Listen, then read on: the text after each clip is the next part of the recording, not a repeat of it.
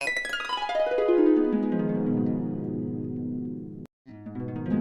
Students, welcome back in civics class. आज हम लोग देखने वाले हैं chapter 5 popular struggles and movement. इसका ये पार्ट 1 होगा। पॉपुलर स्ट्रगल और मूवमेंट हम लोग समझते हैं पहले कि आखिर पॉपुलर स्ट्रगल एंड मूवमेंट कहते किसको हैं। तो popular struggle and movement are the two ways through which ordinary citizen can play a role in democracy. जैसा कि हम लोगों ने पावर शेयरिंग के क्लास में पढ़ा था कि जो प्रेशर ग्रुप्स होते हैं उनके हाथ में भी, उनके हैंड्स में भी पावर होता है और वो भी पावर शेयर करते हैं। तो मान लीजिए कि एक डेमोक्रेटिक कंट्री में जो गवर्नमेंट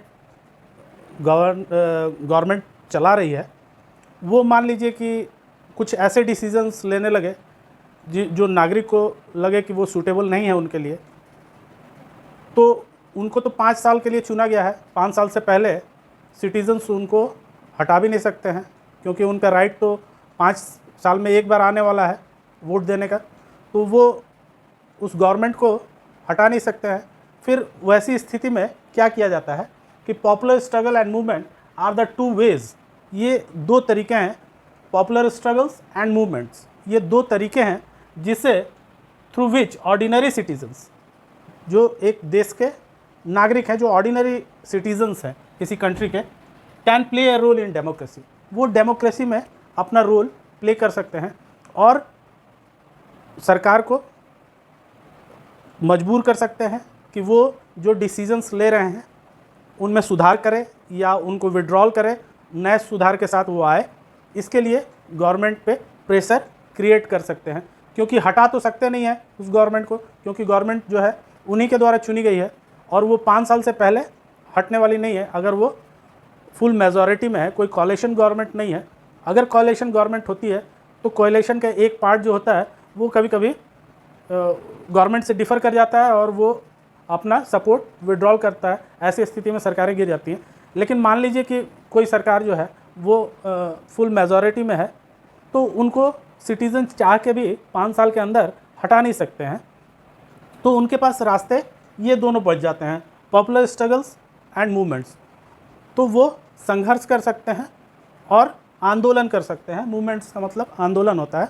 तो हम लोग अक्सर देखते हैं कि छोटे बड़े आंदोलन होते रहते हैं कंट्रीज़ में। तो वो आंदोलन क्यों हो रहे हैं?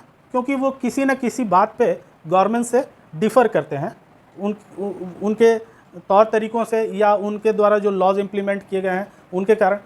इसका एक अच्छा उदाहरण एग्जांपल हम लोग देखते हैं कि अभी एक लॉ पास किया गया था फॉर द पीजेंट्स, तो किसानों के लिए। तो वो किसानों को मंजूर नहीं था और वो एक ज़ोरदार आंदोलन हम लोग अपने देश में देखे और अंत में लंबा चला वो आंदोलन। सरकार ने बहुत समझाने की भी कोशिश की उनको कि ये जो नियम बनाए गए हैं ये उनके अच्छाई के लिए है, लेकिन उनको ये लगा कि ये जो लॉज है वो उनके अगेंस्ट है और उन्होंने ज़ोरदार विरोध किया और अंत में गवर्नमेंट को मजबूर होकर के उसको विड्रॉल करना पड़ा।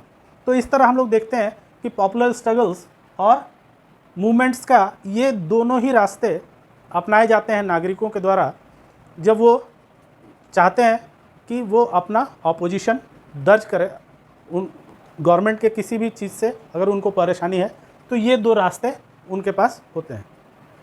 लेकिन ये प्रोटेस्ट है, चाहे मूवमेंट्स, पॉपुलर स्ट्रगल्स हो या मूवमेंट्स हो, ये पीसफुल होने चाहिए।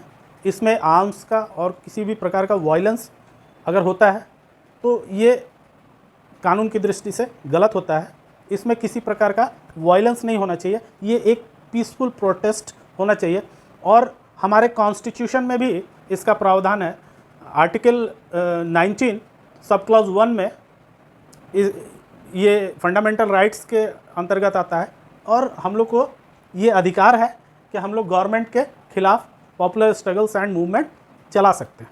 तो इनको और अच्छी तरह से समझने के लिए बुक में हम लोगों के 2 केस स्टडीज़ दी गई हैं।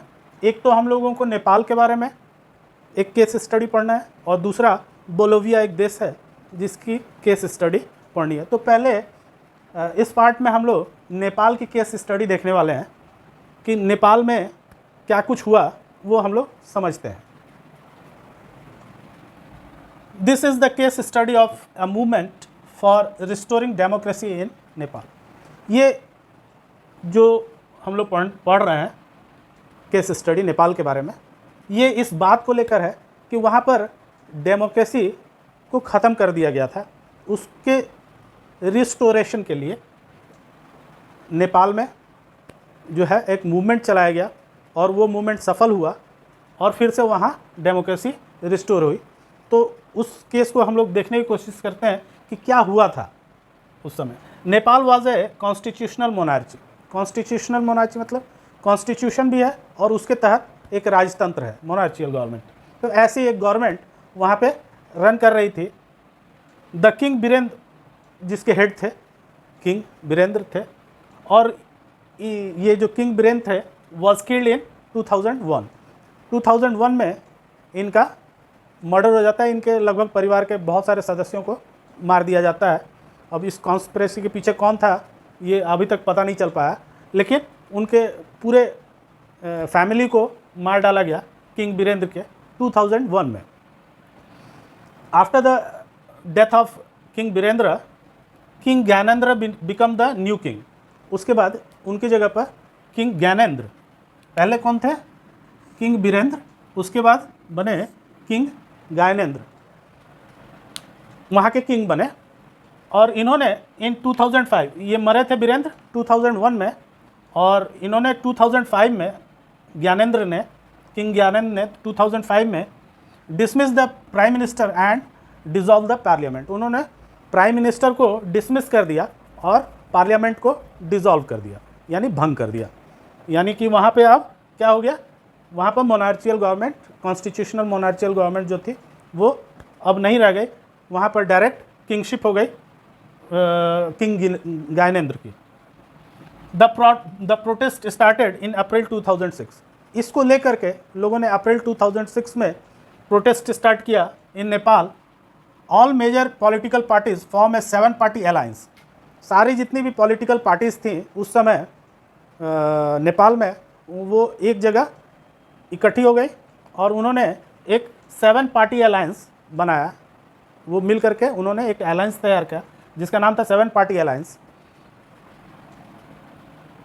और उन्होंने in Kathmandu and a 4 day strike was announced. और उनके द्वारा काठमांडू में 4 दिन का, Kathmandu is the capital of Nepal, तो काठमांडू में उन लोगों ने 7 पार्टी अलायंस ने 4 दिन का स्ट्राइक अनाउंस किया।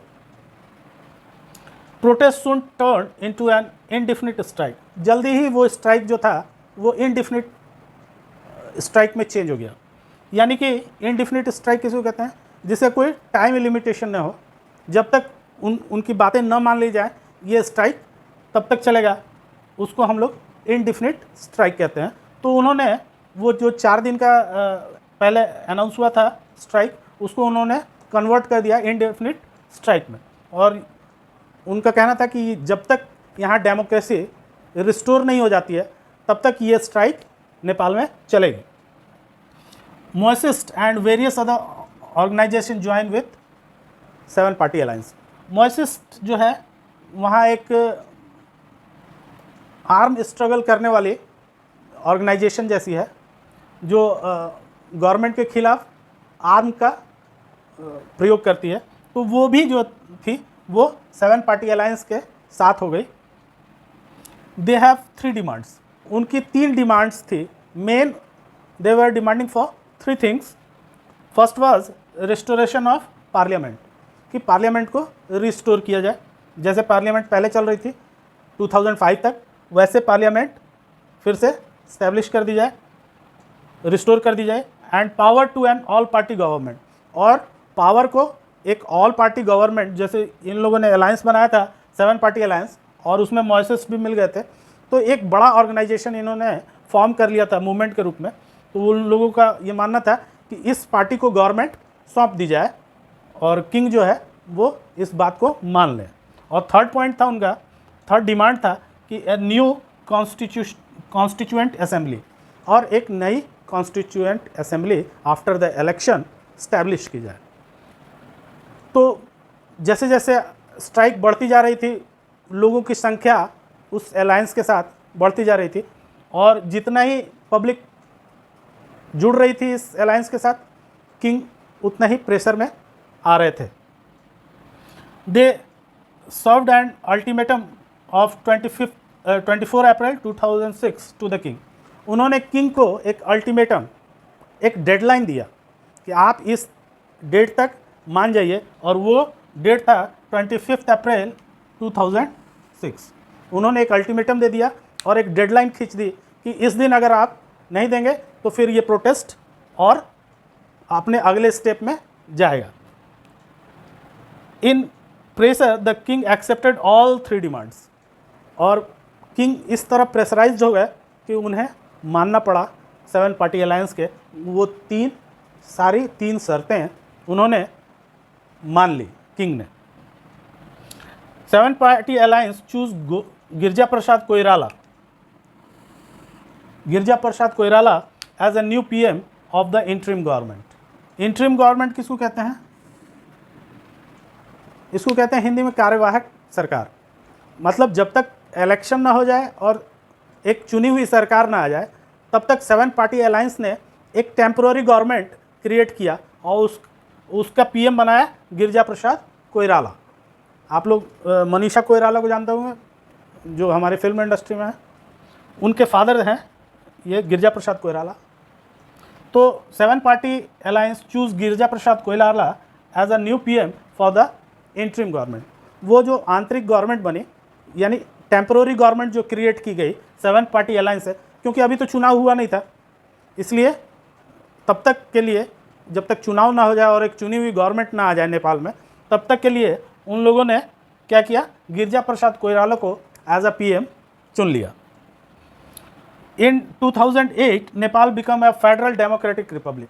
अब जो है मोनार्ची यहाँ से हमेशा के लिए समाप्त हो गई, और 2008 में Nepal become a federal democratic Republic. ये डेमोक्रेटिक रिपब्लिक बन गया नेपाल पूरी तरह से। और इन 2015 दे अडॉप्टेड अ न्यू कॉन्स्टिट्यूशन। और 1915 में 2015 में उन्होंने एक कॉन्स्टिट्यूशन भी अपना फॉर्म कर लिया। तो इस तरह हम लोग देखते हैं कि यहाँ जो स्ट्रगल हुआ बाय द 7 पार्टी अलायंस, वो क्यों हुआ? For the restoring democracy in Nepal. Nepal में जो डेमोक्रेसी ख़त्म कर दी गई थी किंग ज्ञानेंद्र के द्वारा, उसको फिर से रिस्टोर करने के लिए ये एक मूवमेंट चलाया गया 7 पार्टी अलायंस की तरफ से, जो अपने 3 डिमांड्स को किंग से मनवाने में सफल रहा, और अंत में वहाँ पर एक डेमोक्रेटिक जो है गवर्नमेंट रिपब्लिक बन गई नेपाल।